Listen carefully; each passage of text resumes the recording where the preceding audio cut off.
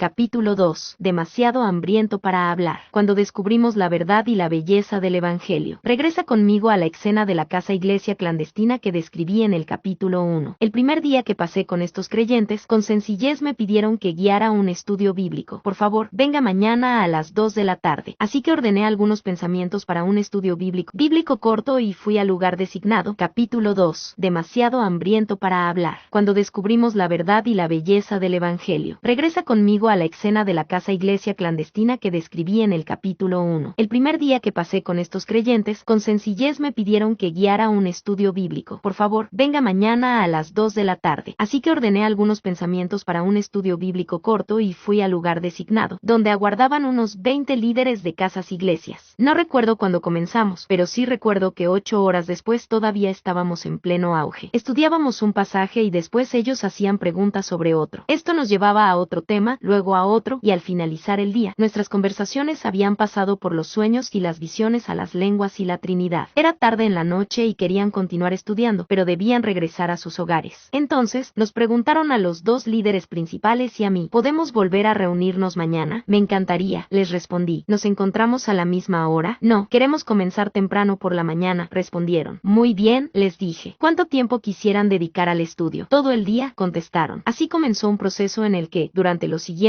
10 días y durante 8 o 12 horas al día, nos reuníamos a estudiar la palabra de Dios. Estaban hambrientos. Al segundo día, les presenté a estos creyentes relativamente nuevos la historia de Nehemías. Les hablé sobre el trasfondo y la historia de este libro de la Biblia y les mostré en Nehemías 8 la importancia de la palabra de Dios. Luego, tuvimos un breve receso y vi a los líderes conversando seriamente sobre algo en pequeños grupos. A los pocos minutos, uno de ellos se me acercó. Nunca antes nos han enseñado estas verdades y deseamos aprender más, dijo. Luego, lanzó la bomba. ¿Estaría dispuesto a enseñarnos sobre todos los libros del Antiguo Testamento mientras está aquí? ¿Todo el Antiguo Testamento? Dije sonriendo. Eso llevaría mucho tiempo. A esta altura, otros se unían a la conversación y dijeron, haremos lo que sea necesario. La mayoría de nosotros somos granjeros y trabajamos todo el día, pero dejaríamos nuestros campos sin atender durante las próximas 2 semanas si podemos aprender sobre el Antiguo Testamento. Así que eso fue lo que hicimos. Al día siguiente, los guié a través de una visión global de la historia del Antiguo Testamento. Luego, comenzamos en Génesis y durante los días siguientes, nos abrimos paso por entre los principales temas y los puntos destacados de cada libro del Antiguo Testamento. Imagina lo que fue hablar sobre el Cantar de los Cantares a un grupo de creyentes asiáticos, muchos de los cuales nunca antes habían leído el libro, y tan solo pedir que no hicieran preguntas. A partir del próximo día y hasta el penúltimo, llegamos a Malaquías. Tenía 12 horas más para enseñar y no tenía idea de qué decir. Una vez que has hablado sobre Habacuc, ¿qué más se puede decir? Entonces, el último día comencé a enseñar sobre un tema al azar. Sin embargo, en menos de una hora, uno de los líderes me interrumpió. Tenemos un problema, dijo. Preocupado por pensar que había dicho algo equivocado, respondí. ¿Cuál es el problema? Nos ha enseñado el Antiguo Testamento, pero no nos ha enseñado sobre el Nuevo Testamento, respondió. Sonreí, pero él hablaba en serio. Nos gustaría aprender sobre el Nuevo Testamento hoy, dijo. Cuando los otros líderes que se encontraban en la habitación asintieron. Con la cabeza, no tuve elección. Durante las siguientes 11 horas, recorrimos a buen paso de Mateo hasta Apocalipsis. Imagina lo que es asistir a un encuentro de adoración en una de estas casas iglesias. No una capacitación de todo el día en la palabra. Tan solo un servicio normal de adoración que dura 3 horas hasta tarde en la noche. El creyente asiático que te lleva te da las instrucciones. Póngase pantalones oscuros y una chaqueta con capucha. Lo colocaremos en la parte trasera del auto y lo llevaremos hacia el pueblo. Por favor, mantenga la capucha puesta y el rostro bajo. Cuando llegas al pueblo, bajo las sombras de la noche, otro creyente asiático te recibirá en la puerta del auto. Sígame, te dirá. Con la capucha puesta, sales del auto con la cabeza mirando al suelo. Comienzas a caminar con los ojos fijos en los pies del hombre que va delante, mientras te guía por un largo y serpenteante sendero con una pequeña linterna. Al avanzar por el sendero, sentirás cada vez más pasos a tu alrededor. Por último, girarás en una esquina y te dirigirán hacia una pequeña habitación. A pesar de su tamaño, 60 creyentes se habían amontonado allí. Eran de todas las edades, desde hermosas niñitas hasta hombres de 70 años. Estaban sentados en el suelo o en pequeñas banquetas, hombro con hombro, amontonados juntos, con las Biblias en el regazo. El techo es bajo y una lamparita cuelga del medio del cielo raso como única fuente de iluminación. No hay sistema de sonido, no hay banda, no hay guitarra, no hay entretenimiento, no hay sillas acolchadas, no hay edificio con calefacción ni aire acondicionado, nada más que el pueblo de Dios y la palabra de Dios. Y aunque parezca extraño, eso es suficiente. La palabra de Dios es suficiente para millones de creyentes creyentes que se reúnen en casas iglesias iguales a esta. Su palabra es suficiente para millones de otros creyentes que se amontonan en las junglas africanas, en las selvas suramericanas y en las ciudades del Oriente Medio. La palabra es suficiente para nosotros. La iglesia secreta, esta es la pregunta que muchas veces me persigue cuando estoy parado frente a la multitud de miles de personas en la iglesia que pastoreo. ¿Qué pasaría si sacáramos la música de onda y las sillas acolchadas? ¿Qué pasaría si desaparecieran las pantallas y no se decorara más la plataforma? ¿Qué pasaría si se apagara el aire acondicionado y se quitaran las comodidades? ¿La palabra seguiría siendo suficiente para que esta gente se reuniera? En Brock Hills decidimos tratar de responder esta pregunta. Lo que hicimos fue quitar el elemento del entretenimiento e invitamos a la gente a reunirse solo para estudiar la palabra de Dios durante horas seguidas. Le pusimos el nombre de Iglesia Secreta. Fijamos una fecha, un viernes por la noche. Nos reuniríamos desde las 6 de la tarde hasta la medianoche, y durante 6 horas no haríamos otra cosa más que estudiar la palabra y orar. Interrumpiríamos cada cierto tiempo el estudio bíblico de 6 horas para orar por nuestros hermanos alrededor del mundo que se ven obligados a reunirse en secreto. También oraríamos por nosotros mismos, de modo que aprendiéramos a amar la palabra como ellos. No estábamos seguros de cuántos vendrían ese primer viernes, pero hacia el final de la noche se habían reunido unas 1000 personas. Nuestro tema de estudio fue el Antiguo Testamento. Luego del primer intento, decidimos repetir la experiencia una y otra vez, y ahora tenemos que reservar lugares porque no podemos contener a toda la gente que quiere venir. Uno de los espectáculos más hermosos que puedo presenciar es un lugar atestado de gente con sus Biblias en el regazo, que estudian quién es Dios y que ha dicho, pasada la medianoche, nunca hemos terminado a tiempo. Es verdad, todavía tenemos las sillas acolchadas, aunque hemos hablado de la posibilidad de quitarlas. Y todavía tenemos las comodidades de un bonito edificio con baños internos. Sin embargo, vamos paso a paso, espero, hacia descubrir qué significa ser un pueblo que está hambriento por la revelación de Dios. ¿Qué hay en la palabra de Dios que despierta esa hambre de oír más? Y no tan solo de oírla, sino de anhelarla, estudiarla, memorizarla y seguirla. ¿Qué es lo que hace que los seguidores de Cristo alrededor del mundo literalmente arriesguen sus vidas para conocerla? Estas preguntas hacen que retrocedamos y miremos los fundamentos del Evangelio. En esencia, el Evangelio es la revelación de quién es Dios, de quiénes somos nosotros y de cómo podemos reconciliarnos con Él. Sin embargo, en el sueño americano, donde el ego es el rey o la reina, tenemos una peligrosa tendencia a malinterpretar, minimizar y hasta manipular el Evangelio para amoldarlo a nuestras suposiciones y deseos. Como resultado, tenemos una desesperada necesidad de explorar cuánto de nuestro entendimiento del Evangelio es estadounidense y cuánto es bíblico, y en el proceso debemos examinar si hemos interpretado por error la respuesta apropiada al Evangelio y si, tal vez, hasta hayamos perdido la recompensa primaria del Evangelio, que es Dios mismo. ¿Quién es Él en verdad? El Evangelio revela la gloria de Dios. De acuerdo con la palabra de Dios, Él es el soberano creador de todas las cosas. Él lo sabe todo, sostiene todas las cosas y es el dueño de todo. Por sobre todas las cosas, es santo. Es justo en todos sus caminos, justo en toda su ira y amoroso hacia todo lo que ha creado. Sin embargo, algunas veces me pregunto si de manera intencional o sin querer enmascaramos la belleza de Dios en el Evangelio, al minimizar sus diversos atributos. Si examinamos a fondo el mercado cristiano, encontraremos una plétora de libros, canciones y cuadros que pintan a Dios como un Padre amoroso. Y así es Él. Con todo, no es solo un Padre amoroso, y limitar nuestro entendimiento de Dios a este cuadro, en definitiva, distorsiona la imagen de Él que tenemos en nuestra cultura. Es verdad, Dios es un Padre amoroso, pero también es un juez airado. En su ira, aborrece el pecado. Habacuc oró a Dios: son tan puros tus ojos que no puedes ver el mal, no te es posible contemplar el sufrimiento. 2. En algún sentido, Dios aborrece a los pecadores. Te preguntarás, ¿qué sucede con lo de que Dios aborrece el pecado pero ama al pecador? Bueno, lo que sucede es lo que dice la Biblia. Un salmista dijo de Dios: no hay lugar en tu presencia para los altivos, pues aborreces a los malhechores. 14 veces en los primeros 50 salmos vemos descripciones similares que hablan de cómo Dios aborrece a los pecadores, de su ira contra los mentirosos, etc. En el capítulo del Evangelio de Juan, donde encontramos uno de los versículos más famosos respecto al amor de Dios, también encontramos uno de los versículos más dejados de lado respecto a la ira de Dios. El Evangelio revela realidades eternas sobre Dios que a veces preferimos no enfrentar. Optamos por cruzarnos de brazos, disfrutar de nuestros clichés e imaginarnos a Dios como un padre que puede ayudarnos, mientras pasamos por alto que Dios es un juez que puede maldecirnos. Tal vez esta sea la razón por la que llenamos nuestras vidas con las tonterías del entretenimiento en nuestra cultura y en la iglesia. Tenemos miedo de que si nos detenemos y buscamos de verdad a Dios en su palabra, podamos descubrir que Él puede airarse en gran medida y que demanda una adoración más profunda de lo que estamos dispuestos a darle. En cambio, este es el quid de la cuestión. No estamos listos a darle lo que nos pide, puede, porque nuestros corazones se oponen a Él. La revelación de Dios en el Evangelio no solo revela quién es Él, sino también quiénes somos nosotros. Quiénes somos nosotros de verdad. Un viejo profesor de predicación solía llevar a sus estudiantes al cementerio cada semestre. Parados en el perímetro desde donde se veían montones de lápidas mortuorias, les pedía a sus estudiantes que con toda sinceridad les hablaran a las tumbas y llamaran a los muertos a resucitar y volver a la vida. Con vergüenza y alguna risita incómoda o dos, lo intentaban. Por supuesto, uno a uno fracasaba. Entonces, el profesor miraba a sus estudiantes y les recordaba una verdad fundamental del Evangelio. La gente está espiritualmente muerta, así como esos cadáveres en el cementerio estaban físicamente muertos, y solo las palabras de Dios pueden llevarle vida espiritual. Esta es la realidad de la humanidad. Cada uno de nosotros ha nacido con un corazón malo que aborrece a Dios. Génesis 8:21 dice que toda inclinación del corazón humano es mala desde la niñez, y las palabras de Jesús en Lucas 11:13 suponen que sabemos que somos malos. Muchos dicen, bueno, siempre he amado a Dios, pero la realidad es que nadie lo hace. Podemos haber amado a un Dios que creamos en nuestra mente, pero aborrecemos al Dios de la Biblia. En nuestra maldad nos rebelamos contra Dios. Tomamos la ley de Dios, escrita en su palabra y en nuestros corazones, y la desobedecemos. Este es el cuadro del primerísimo pecado en Génesis 3. Aunque Dios ha dicho que no comamos del árbol del conocimiento, lo hacemos de todos modos. Desdeñamos la autoridad de nuestro Creador sobre nosotros. Dios llama a las nubes de tormenta y ellas vienen. Le dice al viento que sople y a la lluvia que caiga y obedecen de inmediato. Les habla a las montañas, quédense allí, y les dice a los mares, deténganse aquí, y lo hacen. Todo en la creación responde en obediencia al Creador, menos tú y yo. Tenemos la audacia de mirar a Dios en el rostro y decirle, no. Jesús nos dijo que todo el que peca es esclavo del pecado y Pablo llegó a decir que somos cautivos del diablo mismo. Y como somos esclavos del pecado, estamos ciegos a la verdad de Dios. Efesios 4:18 dice que nuestro entendimiento está entenebrecido y que nuestros corazones son como la piedra. Según 2 de Corintios 4:4, ni siquiera podemos ver a Cristo debido a la profundidad de nuestra ceguera espiritual. La Biblia nos describe como enemigos de Dios y objetos de su ira. Estamos espiritualmente muertos y eternamente separados de Dios. Lo peor es que no podemos hacer nada por cambiar nuestra condición delante de Dios. Nadie malo en lo moral puede elegir el bien. Ningún hombre que es esclavo puede liberarse a sí mismo. Ninguna mujer que está ciega puede recuperar por sí misma la vista. Nadie que es objeto de ira puede apaciguar esa ira. Y ninguna persona que está muerta puede volver por sí misma a la vida. El Evangelio nos enfrenta con la desesperanza de nuestra condición pecadora. Aún así, no nos gusta lo que vemos de nosotros mismos en el Evangelio, así que nos retraemos. Vivimos en una tierra de autosuperación. Por cierto, existen pasos que podemos dar para ser mejores. Entonces, torcemos lo que el Evangelio dice respecto a nosotros. No somos malos, pensamos, y por cierto no estamos muertos espiritualmente. ¿No has oído hablar del poder del pensamiento positivo? Puedo convertirme en alguien mejor y experimentar lo mejor de mi vida ahora. Para eso está Dios, para hacer que esto se haga realidad. Mi vida no está bien, pero Dios me ama y tiene un plan para arreglarla. Lo único que tengo que hacer es seguir ciertos pasos, pensar ciertas cosas y marcar determinadas casillas. Entonces, soy bueno. Tanto el diagnóstico que hacemos de la situación como la conclusión que sacamos de cómo arreglarla se adapta a la perfección, a una cultura que exalta la autosuficiencia, la autoestima, la confianza en uno mismo. Ya tenemos una visión bastante elevada de nuestra moralidad, así que cuando añadimos una oración supersticiosa, una dosis de asistencia a la iglesia y obediencia a una parte de la Biblia, nos sentimos seguros por completo de que, al final, estaremos bien. Sin embargo, fíjate en el contraste cuando diagnosticamos el problema desde el punto de vista bíblico. El Evangelio moderno dice, Dios te ama y tiene un maravilloso plan para tu vida. Por lo tanto, sigue estos pasos y serás salvo. Mientras tanto, el Evangelio bíblico dice, eres enemigo de Dios, estás muerto en tu pecado y en tu actual estado de rebelión. Ni siquiera puedes ver que necesitas vida y mucho menos revivirte a ti mismo. Por lo tanto, dependes de manera radical de Dios para que haga algo en tu vida que nunca podrás hacer. Lo primero vende libros y atrae multitudes. Lo último salva almas. ¿Cuál es más importante? En el Evangelio, Dios revela la profundidad de nuestra necesidad de Él. Nos muestra que no hay nada en lo absoluto que podamos hacer para llegar a Él. No podemos fabricar nuestra salvación. No la podemos programar. No la podemos producir. Ni siquiera la podemos iniciar. Dios tiene que abrir nuestros ojos, liberarnos, vencer nuestra maldad y apaciguar su ira. Él tiene que venir a nosotros. Ahora nos estamos acercando a la belleza del Evangelio. ¿Qué o a quién necesitamos de verdad? Recuerdo una vez en que estaba sentado fuera de un templo budista en Indonesia. Los hombres y las mujeres llenaban el colorido y elaborado predio del templo, donde a diario realizaban sus rituales religiosos. Mientras tanto, yo había entablado conversación con un líder budista y uno musulmán de esta comunidad en particular. Hablaban sobre cómo todas las religiones son iguales en esencia y que sus diferencias son solo superficiales. Podemos tener puntos de vista diferentes sobre aspectos menores, dijo uno de ellos, pero cuando hablamos de temas fundamentales, cada una de nuestras religiones es lo mismo. Escuché durante un tiempo y, luego, me preguntaron qué pensaba. Me da la impresión de que los dos ven a Dios, o a lo que sea que llamen Dios, en la cima de una montaña. Dije, parece que si uno cree que todos estamos al pie de la montaña y yo encuentro un camino para ascender, tú puedes tomar otro y, al final, todos terminaremos en el mismo lugar. Mientras yo hablaba, sonreían, contentos respondieron, exactamente, eso es lo que queremos decir. Ahora bien, dije inclinándome hacia adelante, permítanme hacerles una pregunta. ¿Qué pensarían si les dijera que el Dios que está en la cima de la montaña descendió hasta donde estamos nosotros? ¿Qué pensarían si les dijera que Dios no espera que la gente encuentre su camino hacia Él, sino que, en cambio, Él viene a nosotros? Sería extraordinario, respondieron después que lo pensaron un poco. Permítanme presentarles a Jesús, contesté. Este es el Evangelio. Mientras entendamos la salvación como marcar la casilla para llegar a Dios, nos encontraremos en el absurdo mar de las religiones mundiales que, en realidad, condena al género humano al exaltar nuestra aparente habilidad para llegar a Dios. Por otra parte, cuando tú y yo nos damos cuenta de que somos moralmente malos, que estamos muertos en pecados y que merecemos la ira de Dios sin más remedio, comenzamos a descubrir la desesperada necesidad que tenemos de Cristo. Nuestra comprensión de quién es Dios y quiénes somos nosotros afecta de manera drástica nuestra comprensión de quién es Cristo y por qué lo necesitamos. Por ejemplo, si Dios no es más que un Padre amoroso que quiere ayudar a la gente, veríamos a Cristo como un simple ejemplo de ese amor. Veríamos la cruz como una simple demostración del amor de Dios por el que permitió que los soldados romanos crucificaran a su Hijo, a fin de que el hombre pecador pueda saber cuánto nos ama. Sin embargo, este cuadro de Cristo y de la cruz es tristemente inadecuado y pierde todo el contenido del Evangelio. No somos salvos de nuestros pecados porque los judíos y los oficiales romanos juzgaron a Jesús con falsedades y Pilato lo sentenció a muerte. Tampoco somos salvos porque los verdugos romanos clavaran clavos en las manos y en los pies de Cristo y lo colgaran en la cruz. Creemos de verdad que el falso juicio al que sometieron a Cristo pagaría la deuda de los pecados de toda la humanidad. Creemos de verdad que una corona de espinas, unos azotes, unos clavos y una cruz de madera junto con todas las otras facetas de la crucifixión que hacemos atractivas son lo bastante poderosas como para salvarnos. Imagina a Cristo en el jardín de Getsemaní. Al arrodillarse ante su Padre, de su cabeza caen gotas de sudor mezcladas con sangre. ¿Por qué está en medio de semejante agonía y dolor? No es porque le tema a la crucifixión. No tiembla por lo que los soldados romanos están a punto de hacerle. Desde ese día, un sinnúmero de hombres y mujeres en la historia del cristianismo ha muerto por su fe. A algunos no solo los colgaron de una cruz, sino que los quemaron vivos crucificados. Muchos de ellos fueron cantando hacia la cruz. Un cristiano en India, mientras lo desollaban vivo, miró a su verdugo y dijo, le doy las gracias por esto. Arránqueme la vieja vestidura, porque pronto me pondré la vestidura de justicia de Cristo. Mientras se preparaba para dirigirse hacia su ejecución, Christopher Love le escribió una nota a su mujer que decía, hoy me separarán de mi cabeza física, pero no pueden separarme de mi cabeza espiritual, Cristo. Mientras caminaba hacia la muerte, su esposa aplaudía mientras él cantaba sobre la gloria. Estos hombres y mujeres de la historia cristiana tuvieron más valor que Cristo mismo. ¿Por qué Jesús temblaba en el jardín mientras lloraba lleno de angustia? Podemos estar seguros de que no era un cobarde a punto de enfrentar a los soldados romanos. Por el contrario, era un salvador que estaba a punto de soportar la ira divina. Escucha estas palabras. Padre mío, si es posible, pase de mí esta copa. La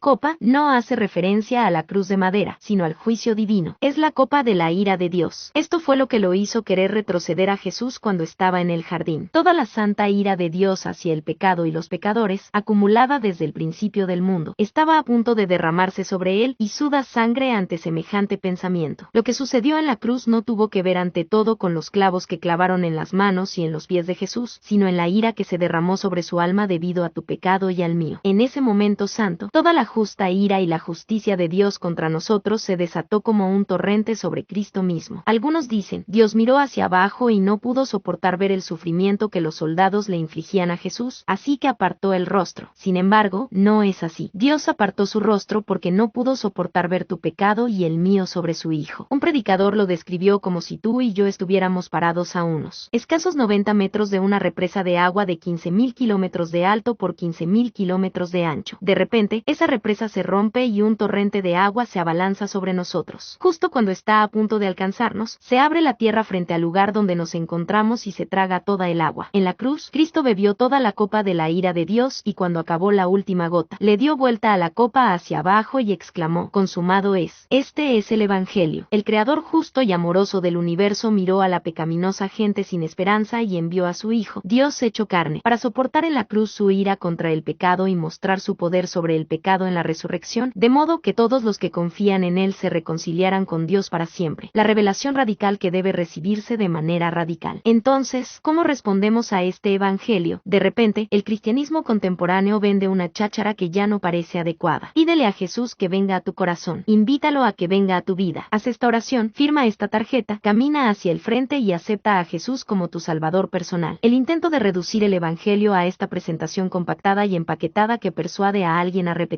una oración apropiada ya no parece adecuada. Por eso, ninguna de estas oraciones atractivas hechas por los hombres se encuentra en la Biblia. No encontrarás un versículo en la Escritura en el que se le diga a la gente, inclina la cabeza, cierra los ojos y repite después de mí. No encontrarás un lugar donde se mencione siquiera la oración supersticiosa de un pecador. Y no encontrarás un énfasis en aceptar a Jesús. Hemos tomado al infinitamente glorioso Hijo de Dios, que soportó la infinitamente terrible ira de Dios y que ahora reina como el infinitamente digno Señor de todo, y lo hemos reducido a un pobre e insignificante Salvador que tan solo nos ruega que lo aceptemos. ¿Aceptarlo? ¿De verdad pensamos que Jesús necesita nuestro arrepentimiento? ¿No es que nosotros lo necesitamos a Él? Te invito a que consideres conmigo la respuesta apropiada a este evangelio. Sin duda, hay mucho más en juego que decir una oración. Sin duda, se garantiza más que una asistencia religiosa a la iglesia. Sin duda, este evangelio evoca una entrega incondicional de todo lo que somos y todo lo que tenemos a todo lo que es Él. Tú y yo necesitamos con urgencia considerar si alguna vez confiamos de manera verdadera y auténtica en Cristo para nuestra salvación. En este sentido, las palabras de Jesús al final del Sermón del Monte son algunas de las más humillantes de toda la Escritura. No todo el que me dice, Señor, Señor, entrará en el reino de los cielos, sino solo el que hace la voluntad de mi Padre que está en el cielo. Muchos me dirán en aquel día, Señor, Señor, ¿no profetizamos en tu nombre? Y en tu nombre expulsamos demonios e hicimos muchos milagros. Entonces les diré claramente, jamás los conocí. Aléjense de mí, hacedores de maldad. 9. Aquí, Jesús no les hablaba a los inconversos, ateos o agnósticos. No les hablaba a los paganos ni a los herejes. Les hablaba a los devotos religiosos que estaban engañados pensando que se encontraban en la senda estrecha que lleva al cielo, siendo que, en realidad, se encontraban en el camino ancho que lleva al infierno. Según Jesús, un día, no solo algunos, sino muchos se sorprenderán y la sorpresa será eterna, al descubrir que después de todo, no estaban en el reino de Dios. El peligro del engaño espiritual es real. Como pastor, me estremezco y no puedo dormir de noche cuando pienso en la posibilidad de que miles de personas que se sentaron frente a mí los domingos por la mañana hayan pensado que eran salvas cuando en realidad no lo eran. Miles de personas que han situado sus vidas en un camino religioso que hace promesas grandiosas a un costo mínimo. Se nos ha enseñado que todo lo que se requiere es una decisión, tal vez hasta una aceptación solo intelectual de Jesús y que, luego, no debemos preocuparnos por sus demandas, sus normas ni su gloria. Tenemos un boleto para el cielo y podemos vivir como se nos dé la gana en la tierra. Se nos tolerará el pecado durante el camino. Hoy en día, gran parte de la evangelización moderna se construye sobre la idea de conducir a la gente por este camino, y las multitudes van en tropel detrás de estas premisas, pero al final es un camino construido sobre arena que se hunde y corre el riesgo de desilusionar a millones de almas. La proclama bíblica del Evangelio nos llama a una respuesta muy diferente, y nos conduce por un camino muy distinto. Aquí, el Evangelio nos demanda y nos permite apartarnos del pecado, tomar la cruz, morir a nosotros mismos y seguir a Jesús. Estos son los términos y las frases que vemos en la Biblia. Entonces, la salvación consiste en una profunda lucha en nuestra alma contra la pecaminosidad de nuestro corazón, la profundidad de nuestra depravación y la tremenda necesidad que tenemos de su gracia. Jesús ya no es más alguien a quien debemos aceptar o invitar, sino alguien que es infinitamente digno de nuestra entrega inmediata y absoluta. Puedes pensar que, a fin de cuentas, tenemos que ganarnos el acceso a Jesús a través de la obediencia radical, pero no se trata de eso. En efecto, por gracia ustedes han sido salvados mediante la fe. Esto no procede de ustedes, sino que es el regalo de Dios, no por obras, para que nadie se jacte. Hemos sido salvos de nuestros pecados mediante el regalo gratuito de la gracia, algo que solo Dios puede hacer en nosotros y que no podemos fabricar por nuestra cuenta. Sin embargo, ese regalo de gracia implica el regalo de un nuevo corazón, de nuevos deseos, de nuevos anhelos. Por primera vez, deseamos a Dios. Vemos nuestra necesidad de Él y lo amamos. Lo buscamos y lo encontramos, y descubrimos que Él es, en realidad, la gran recompensa de nuestra salvación. Nos damos cuenta de que no solo somos salvos para que nuestros pecados sean perdonados ni para asegurarnos la eternidad en el cielo, sino que somos salvos para conocer a Dios. Entonces, tenemos sed de Él. Lo deseamos tanto que abandonamos todo lo demás para experimentarlo a Él. Esta es la única respuesta adecuada a la revelación de Dios en el Evangelio. Por eso eso los hombres y las mujeres alrededor del mundo arriesgan su vida por conocer más de Él. Por eso debemos evitar las caricaturas baratas del cristianismo que no exaltan la revelación de Dios en su palabra. Por eso es que tú y yo no podemos conformarnos con nada menos que un evangelio centrado en Dios, que exalte a Cristo y que nos lleve a negarnos a nosotros mismos. Danos hambre. Oro sin cesar por esta clase de hambre en la iglesia que Dios me ha dado para que guíe y en las iglesias esparcidas por todo nuestro país. Oro para que seamos gente que se niegue a llenar los estómagos espirituales con los placeres de este mundo, porque hemos decidido encontrar nuestra satisfacción en el tesoro eterno de su palabra. Oro para que Dios despierte en tu corazón y en el mío una profunda y constante pasión por el evangelio como la gran revelación de Dios. Al mirar mis correos electrónicos hoy, sonreí. Uno es de una mujer de Las Vegas a quien no conozco. Ayer se sentó en un avión con un miembro de nuestra familia de fe en Birmingham. Este miembro es vendedor de una compañía farmacéutica. La mujer me dice que a lo largo de todo el vuelo estuvo leyendo con sumo cuidado la Biblia. Describe la intensidad que se hacía evidente en su cara. Comenzó una conversación con él y, según sus palabras, sus ojos se llenaron de lágrimas al hablar de su pasión por Cristo y de su deseo de conocerlo más. Ella le preguntó de qué iglesia era miembro y me envió este mensaje para alentarme. Otro mensaje es de una estudiante universitaria que hace poco asistió a una gran actividad en una iglesia. Escribe con mucho respeto sobre la desilusión que sintió cuando el predicador en el encuentro prácticamente pasó por alto la palabra de Dios. Aunque una gran multitud estaba presente y todo parecía tener mucho éxito, notó un brillante vacío. Concluye diciendo: he llegado a un punto en que si los pastores no pueden hablar de otra cosa que no sean discursos inspiradores, tal vez tendrían que leer la palabra y nada más durante sus mensajes. Al Espíritu le basta con eso para obrar. Por cierto, no soy el mejor predicador y sin duda alguna, no quiero guiar a la gente a criticar a otros predicadores, pero sí me deleito al escuchar a una estudiante universitaria que dice que lo que quiere de verdad es la revelación de Dios. El tercer mensaje es de un miembro de nuestra familia de fe que asistía a la iglesia secreta hasta no hace mucho. El tema de esa noche era ¿quién es Dios? Y exploramos la gloria de los atributos de Dios. El hombre decidió que esta palabra sobre Dios era demasiado buena como para guardársela. Entonces me escribe desde Uganda, donde está enseñando la doctrina de Dios a miembros y líderes de la iglesia de allí. No es un miembro del personal ni un ministro pago, solo es un hombre enamorado de la palabra de Dios. Escribe: pastor, durante 10 horas al día predico sin parar por su gracia. Nos hemos sentado durante horas para hablar sobre la palabra, y Dios ha hablado con una revelación tan poderosa de la verdad que ni siquiera puedo contarle el comienzo de todo. Esto por ahora. Alabado sea el glorioso nombre de Cristo. Él está siendo exaltado en un continente al otro lado del océano. La revelación de Dios en el Evangelio es buena. Te invito a recibirla. Tal vez sea la primera vez que vayas a confiar en el Cristo del Evangelio y sea la primera vez que recibas un corazón nuevo, un corazón que solo está limpio de pecado, pero que ahora lo anhela a Él. O tal vez solo recuperes la pasión por la palabra de Dios, la revelación radical de sí mismo, y descubras una vez más la recompensa que solo se encuentra en conocer a Dios y en experimentarlo.